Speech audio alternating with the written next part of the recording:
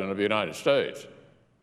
He got a signed flag to prove it. Before the Senate today at once represents the best of our nation and some of the worst of Washington. On the one hand, the primary purpose of the National Defense Authorization Act, or NDAA, represents the best of America. In past years, it's been one of the few very consistently bipartisan pieces of legislation considered by the Senate. And it has usually been afforded lengthy debate and an open and transparent amendment process on the floor. That's because it's one of the most important and solemn duties of Congress to provide for our national defense. The United States of America has the best armed services the world has ever seen, not just because of what they do, but because of who they are: honest, courageous, selfless patriots who love our country and have dedicated themselves to protecting and defending our way of life. Of all the bills that come before Congress, the NDAA deserves to be treated with the kind of integrity and respect with which our military personnel approach their jobs. And yet the process that has unfolded this year in connection with the NDAA has fallen far short of the standard that our armed personnel have set for us. Congress has waited until the last minute to conduct our most important business, using the holidays to fabricate a false sense of urgency. The Senate Majority Leader has refused to allow an open and transparent debate, shutting down our ability to offer amendments on the Senate floor to this important piece of legislation. And finally, only a privileged few members of Congress have had a hand in drafting this bill, which was cobbled together with numerous extraneous provisions behind closed doors. What used to be an exception to the typical legislative process, the typical legislative sausage-making, for which Washington has become famous, has been subsumed by the status quo. And it's exactly what's wrong with Washington today. Madam President, each one of us, as members of Congress, is here for just one reason. We've been elected to represent and serve the American people. Unfortunately, the twisted, tainted process that has produced this bill prevents all of us from carrying out this responsibility, and it threatens our obligation to do what's right for our men and women in uniform. As the title suggests, the National Defense Authorization Act is supposed to be a relatively straightforward, largely non-controversial bill. It is the primary legislative instrument for Congress to exercise its constitutional power, granted in Article 1, Section 8 of the Constitution, to provide for the common defense. But that's not what we're voting on today. That's not what we're considering in connection with this bill. This bill, the NDAA for fiscal year 2015, is a legislative hodgepodge that includes those straightforward, non-controversial items that almost all of us support, but also numerous other provisions that are entirely unrelated to national defense. Most egregiously, the drafters secretly added 68 unrelated bills pertaining to the use of federal lands, the so-called lands package portion of this bill. And they put that into this bill without any opportunity for debate or for a vote on any of those 68 independent bills. None of these bills were included in the version of the NDAA that the Senate Armed Services Committee debated and voted on in May of this year, because had any member tried to include them in the normal process of our committee, they clearly would have been ruled out of the committee's jurisdiction.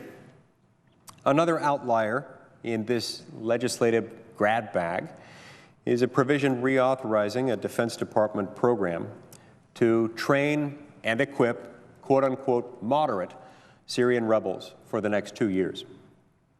Now, we have testimony from some of America's top military leaders warning us of the immense risks involved in this program. They've told us that there's no way to guarantee these efforts won't backfire, further embroiling the United States military in volatile and unpredictable parts of the world, in the Middle East, in conflicts in that part of the world. Yet here we are, forced to reauthorize this risky program in order to provide for our troops and the Defense Department. The authority for this program was first added to the NDAA in the closed committee markup process in May, and then later attached to the must-pass spending bill in the House in September, giving senators the all-or-nothing choice of either approving this controversial program or voting against all other government spending. This is not how Congress is supposed to work. Congress is supposed to evaluate, debate, and amend individual pieces of legislation based on their own merits, with enough time to inform and educate the American people about what their representatives are doing.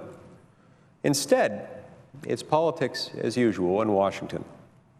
Rather than an open, transparent, and inclusive process, several extraneous and sometimes controversial provisions were added to the NDAA at the last minute by a select few operating entirely behind closed doors. And as we've come to expect from the outgoing majority in the Senate, once the bill appears from behind those closed doors, the American people are denied any real debate or even a chance to read, let alone understand the bill. This is a shame because there are good bipartisan amendments out there, like the Due Process Guarantee Act, an attempt that Senator Feinstein and I attempted to offer for the Senate's consideration, which would improve the 2015 NDAA by prohibiting the indefinite detention of U.S. persons. Even though the Due Process Guarantee Act received 67 votes of support in the last Congress, it continues to be blocked by this privileged few who cobbled together this bill. Now, at the 11th hour, we're told we have to vote for everything in this legislative medley or vote for none of it. After deliberately allowing time to expire, up to the final moments before the holidays, the Senate Majority Leader has told the American people that the only way to support our soldiers is to support a distorted legislative process and controversial items that have never been debated in public. Our soldiers, sailors, airmen and Marines, and others who serve us in pursuit of our national security interests deserve better. Many of my colleagues have said that this is a quote-unquote must-pass bill. I would put it slightly differently. I would say we must pass legislation without political gimmicks or procedural games that enables men and women serving our Defense Department to fulfill their missions. We absolutely must pay our soldiers, sailors, airmen, and Marines and authorize our national defense budget. As a matter of constitutional responsibility, national security, and moral duty, we must do these things, but not like this. Madam President, I fear that we in the Senate have perhaps become far too comfortable with the idea that the most important issues, like paying our troops, funding our Defense Department, and sending our sons and daughters halfway around the world into harm's way, that it's somehow okay if we bend the rules to their breaking point and we allow our colleagues to hijack funding for our men and women in uniform to pass their unrelated political priorities. There's no doubt that it's easier this way. Easier, that is, for senators. It's easier to outsource our representative duties to a select few and to avoid debate on the tough topics that come up along the way. But that doesn't make it right. And as our courageous service members and their families know, easier is rarely best. The rules governing how a bill becomes a law are not optional. They're not arbitrary either. They exist for a good reason, to ensure that the will of the American people is heard and followed.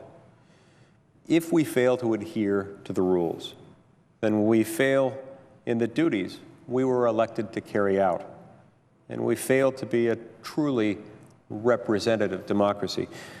But these rules are not self-enforcing. Writing them down doesn't make them so. Unless we hold them true in our hearts, in our minds, and in our actions, they'll be nothing more than words on paper, mere parchment barriers, as James Madison put it. If we as an institution can accept a legislative process driven by backroom deals rather than fair and inclusive debate when we're dealing with the most important issues, then when are we ever going to do things the right way? We can do better. The American people, and especially those serving in uniform, deserve better. And as we saw in the recent elections, the American people demand that we do better. I think we can, and we must. Thank you, Madam President.